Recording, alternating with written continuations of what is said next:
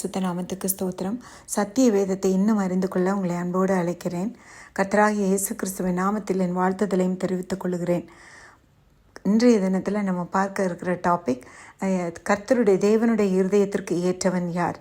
இதில் உங்கள் எல்லாருக்கும் தெரியும், தாவீது அப்படின்னு. பவுல் அந்தியோகியா பட்டணத்தில் ஜெப ஆலயத்தில் உபதேசிக்கும் பொழுது பழைய ஏற்பாட்டில் உள்ள எல்லா இன்சிடென்ட்டும் சொல்லும் பொழுது அப்போஸ்தலர் நடவடிக்கைகள் 13வது அதிகாரம் 22வது வசனத்தில் தேவன் சவுலை தள்ளி தாவீதை அவர்களுக்கு ராஜாவாக ஏற்படுத்தினார். ஈசாயின் மகனாகிய தாவீதை என் இருதயத்திற்கு ஏற்றவனாக கண்டேன், அவன் எனக்கு சித்தமானவைகளை எல்லாம் செய்வான் என்று அவனை குறித்து சாட்சி சொல்கிறார். அதே சமயத்தில் அவனுடைய தாவீதின் சந்ததியில் தேவன் தமது வாக்குத்தத்தத்தின்படி இஸ்ரவேலுக்கு இரட்சகராக இயேசுவை எழும்ப பண்ணினார்.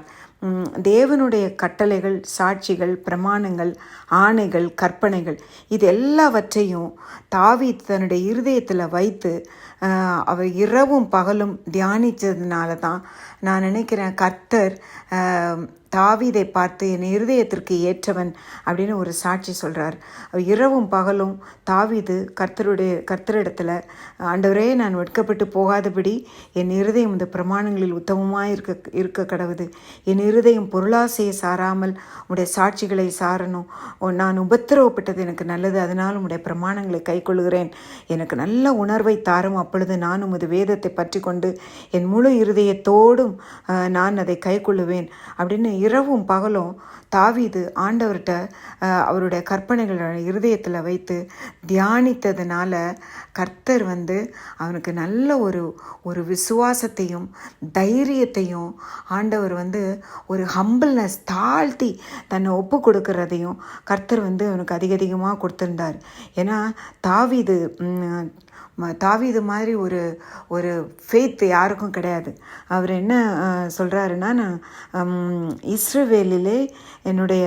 இஸ்ரவேலின் சேனைகளின் தேவனாகிய இராணுவங்களின் தேவனாகிய சேனைகளுடைய கர்த்தரின் நாமத்தில் உன்னிடத்தில் வருகிறேன்.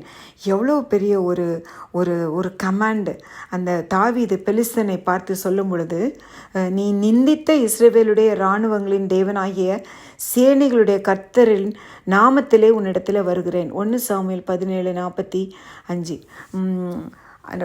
அடுத்து அவனோட தைரியத்தை பார்த்தீங்கன்னா, விசுவாசம், ஆண்டவர் பேரில் உள்ள பெரிய விசுவாசம். என்னை சிங்கத்தின் கைக்கும் கரடியின் கைக்கும் தப்புவித்த கர்த்தர் இந்த பெலிஸ்தனுடைய கைக்கும் தப்புவிப்பார். 1 சாமுவேல் 17:37 சொல்கிறார். ஸோ அவரோட கான்ஃபிடென்ஸ் பாருங்கள். ஏன்னா நான் ஆண்டவரை நேசிக்கிறேன், அவரோட கற்பனைகளோட இருதயத்தில் இருக்குது, அதை நான் இரவும் பகலும் காத்துக்கொள்கிறேன். அவரோட இருதயத்தை ஆண்டவர்கிட்ட தண்ணீரை போல ஊற்றின ஒரு தேவ மனுஷன்.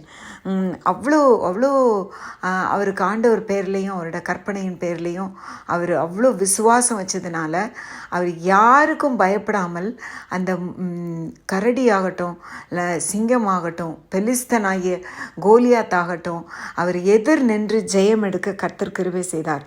அவருடைய ஹம்பிள்னஸ் பாருங்கள். 1 சாமுவேல் 18:18 சொல்லப்பட்டிருக்கு, அப்பொழுது தாவீது சவுலை பார்த்து, ராஜாவுக்கு மருமகன் ஆகிறதற்கு நான் எம்மாத்திரம், என் ஜீவன் எம்மாத்திரம், இஸ்ரவேலிலே என் தகப்பன் வம்சம் எம்மாத்திரம் அப்படின்னு எவ்வளோ ஒரு ஹம்பிள்னஸ் பாருங்கள். அவன் சொல்லலாம், நான்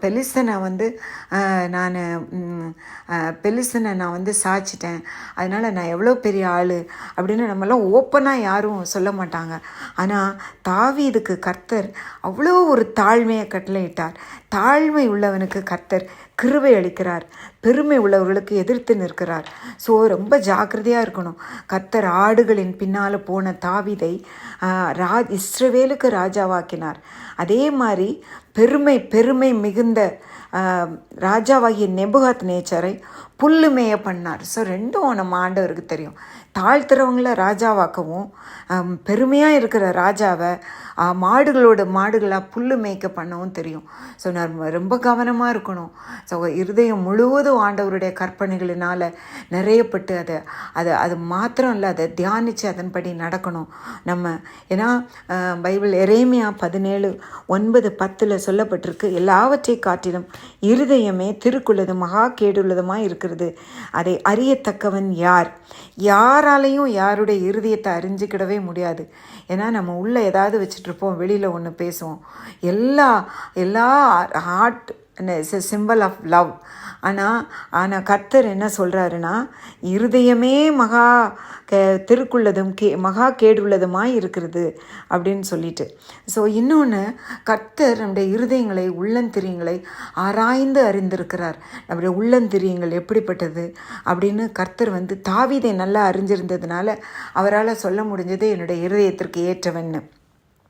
அதே ஆண்டவர் சொல்கிறாரு, கர்த்தராகிய நானே ஒவ்வொருவனுக்கும் அவனவன் வழிகளுக்கும் செய்கைகளின் பலன்களுக்கும் தக்கதாக கொடுக்கும்படி இருதயத்தை ஆராய்கிறவரும் உள்ளந்திரியங்களை சோதித்து அறிகிறவருமாய் இருக்கிறேன்.